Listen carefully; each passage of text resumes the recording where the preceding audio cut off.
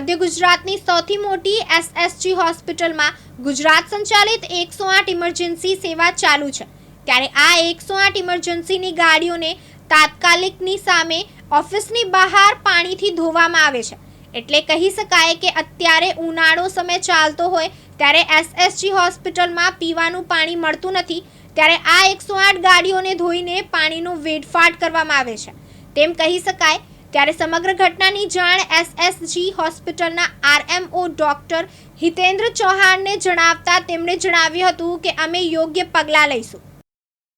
Sir આ લોકો 108ની office આપી છે તો એ લોકો ગાડી સર્વિસ સ્ટેશન બનાવી એના માટે તમે શું કર્યું?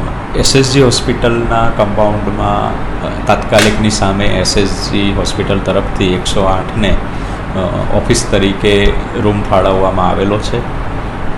આ રૂમની ફાળવણી 108ની સેવાઓ તરત અને તાત્કાલિક અમારા જરૂરમંદ પેશન્ટને મળી રહે એ હેતુસર સ્થાપવામાં આવેલી છે। અહીંયા જો ગાડીનું વોશિંગ કે આ જે બી થતું હોય તો એ માટે અમે એજન્સીને જાણ કરીશું અને એની જે બી યોગ્ય રાહે નિકાલ થતો હોય એનો એ અમે પગલાં લેવા તૈયાર છીએ। સર એમઓમાં શું હતું લખાણમાં કે ઓફિસમાં ઓફિસ તરીકે આપેલ છે, વોશ કરવા કે આ તે ગેરેજ તરીકે વાપરવા એમાં ઓફિસનો ઉલ્લેખ છે।